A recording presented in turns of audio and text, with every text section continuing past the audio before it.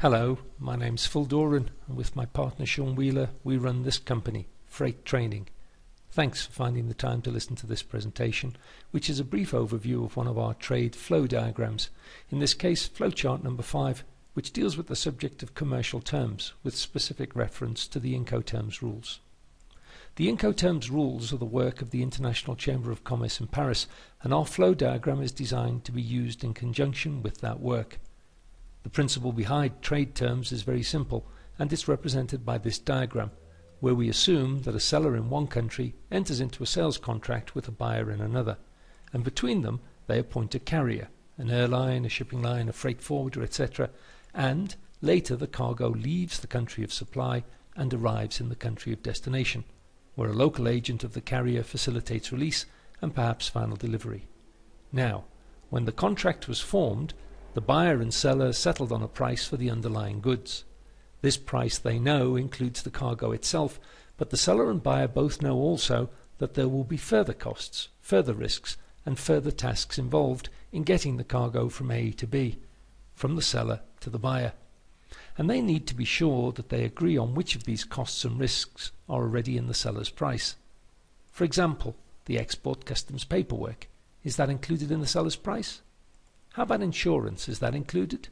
And for the price quoted, must the buyer collect the cargo from the seller's country, or has the seller built the freight costs into this price already?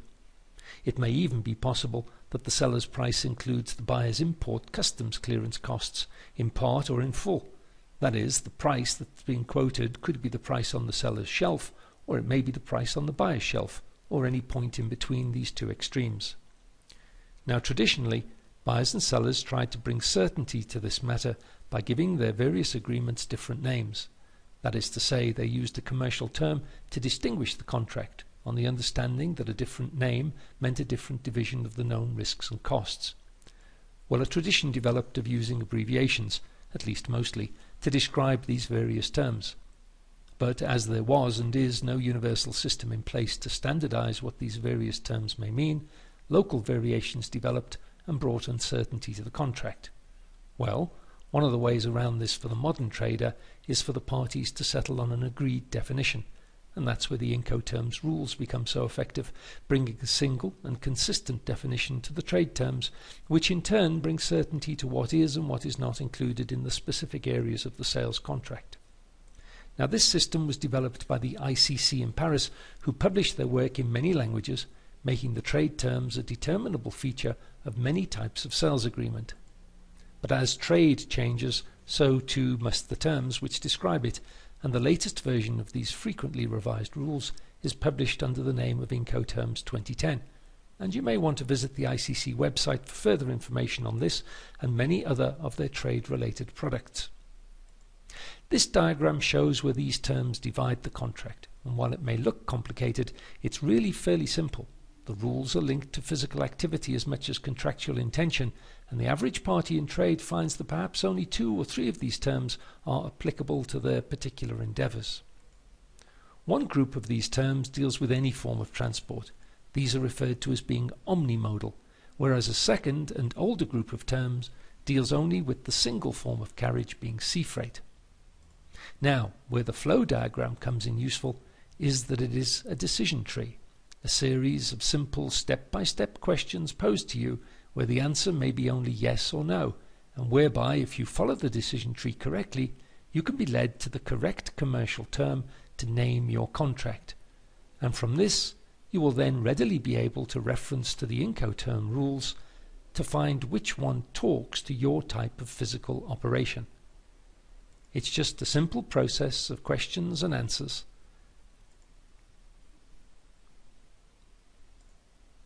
This symbol here is the Incoterms rule. Note it's a symbol, and the English name for this symbol is, in this example, X works. In your copy of the Incoterms rules, you'll find the detail of this particular term on page 15, and the term may be used for any mode of transport, so air, sea, road, rail, or any combination thereof. But how did you know to reference to the EXW rule as opposed to any of the others? Well, this is where the flow diagram assists. All it is, remember, is a series of questions, and you begin at the top with this one. does the seller's price include the freight? Well, by freight we mean, is the seller paying the carrier for the main carriage? The answer can only be yes or no. Well, in our example, the answer is no. So now we have a second question, and that is delivery at the seller's works? Is the buyer, in other words, collecting from the seller's works, his factory, his warehouse? Again, the answer can only be yes or no, and in our example, it's yes. So again, this leads to a further question, and that is, does the seller's price include the export customs paperwork? Is the seller going to act as the exporter? Yes or no? Well, if your answer is no, then that indicates you have an Incoterms EXW rule, and the side panel takes you to our standard transport chain and indicates roughly where risks and costs will divide in such an example.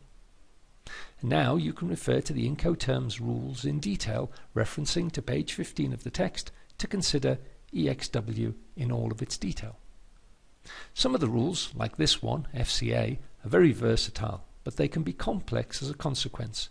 For example, if you refer to sections A4 and B4 on page 26 of your book, there's a possible variation on the moment of delivery, where it may be the moment of handover at the seller's premises, or at another place in the country of supply. That is to say, where the seller must take the cargo to the buyer's carrier.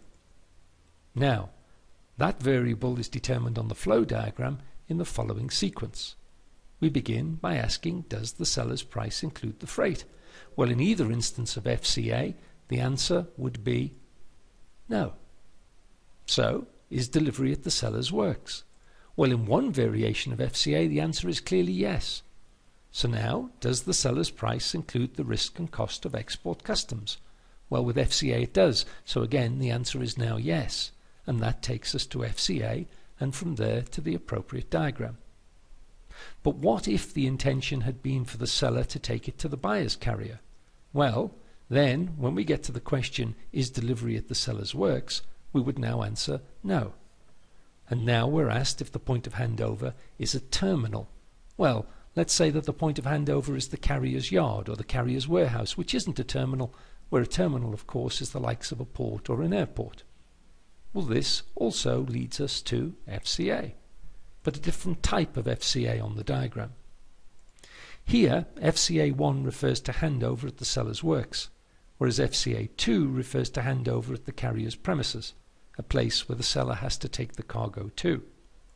But because FCA is so versatile, the point of handover could even be in a terminal, a port or an airport, and then again either in that terminal or on the main transport that is positioned within or at the terminal itself, loaded on a ship, for example, loaded on the aircraft, on the means of transport. So on the means of transport, therefore, could be in the terminal, or it could even be on the main carriage. I'll come back to that point later on. There are some very old trade terms that are still used, such as this. This is in regular use after generations. Now, this type of term are all monomodal rules in that they're restricted to one form of transport, sea freight, the oldest form of transport associated with commercial terms. These terms are dealt with in the second part of the publication, deeper into the book. Perhaps the best known of these is the FOB rule currently on your screen. Well, it's important to note that Incoterms cautions the modern trader that such old terms, although still in use in some parts of the world, are not necessarily appropriate to many forms of modern sea freight activity. Sure, using the flow diagram, if the point of handover is a terminal, and if delivery is specifically alongside a docked vessel, then the diagram will indicate the use of FAS.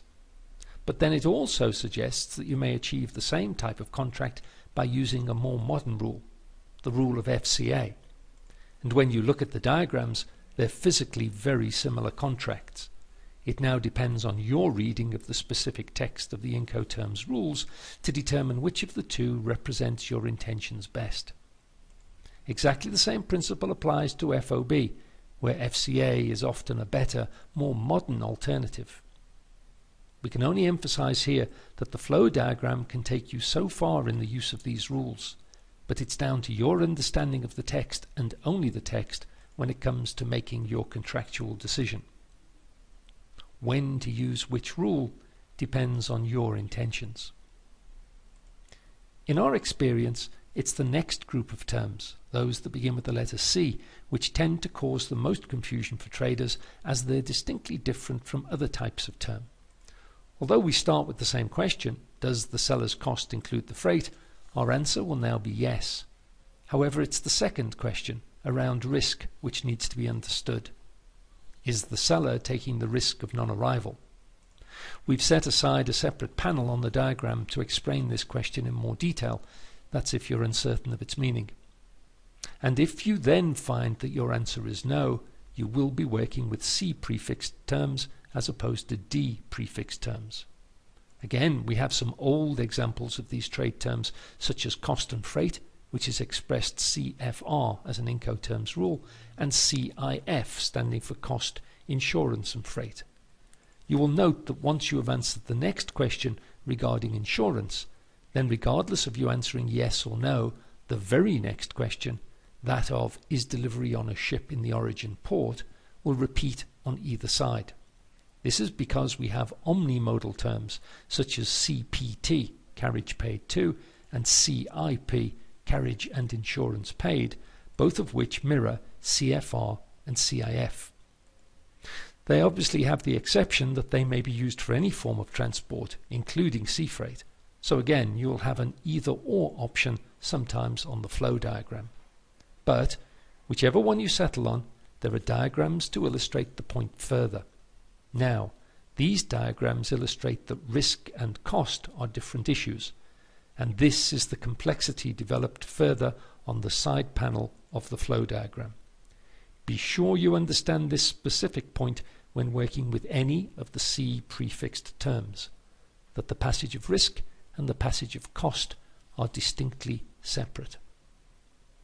The final group of terms differ from the C prefixes in that risk and cost are simultaneous events, just like with the E and F prefix terms we began with. The first of these is a new term, DAT, delivered at terminal. Again, the crucial question is the seller taking the risk of non-arrival? But unlike with the C prefixes, the answer is now yes. Yes, the seller is taking the transit risk to the place of destination. Then the question is the place of delivery a terminal, a seaport or an airport, for example? Well, if the answer is yes, then again, does the seller's risk and cost include the discharge of the cargo from the delivering transport at the named terminal? Again, the answer can only be yes or no. Here our answer is yes, and now we know we're dealing with a DAT, delivered at terminal, contract. The second and similar new term is DAP, delivered at place. It's similar up to asking the question of whether delivery is at a terminal or not. Only here, unlike DAT, although the answer could be yes, thereafter it is not the seller's intention to include discharge costs. And that leads us to one of two variations on DAP. The variation exists because perhaps delivery is not in a terminal, and if the seller's price does not include the risks and costs of import clearance, then we also have an Incoterms rule DAP as our contract term. So DAP appears twice.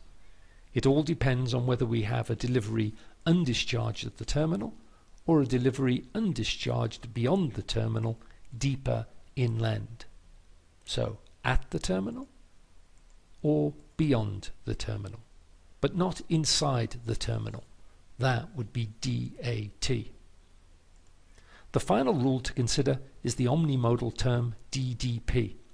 Again, our flow diagram takes us down familiar questions associated with D terms up to the crucial question on whether the seller's costs and risks now include the local import duties and taxes, which with DDP it does. So, our final diagram. The Incoterms rules standardize the commonest forms of commercial term.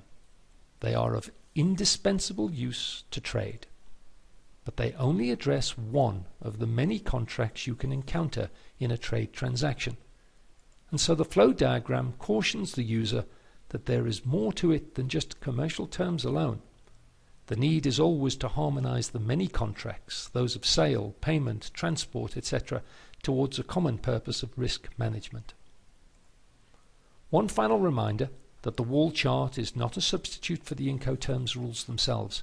and you're encouraged to secure a copy for your own use, as well as to enhance the benefits of using this flow diagram. This is only one of a series you may be interested in, and you might wish to visit our website for more on the additional products we have. My name is Phil Doran, and on behalf of Sean Wheeler and myself, I'd like to thank you for considering our products. We both wish you well.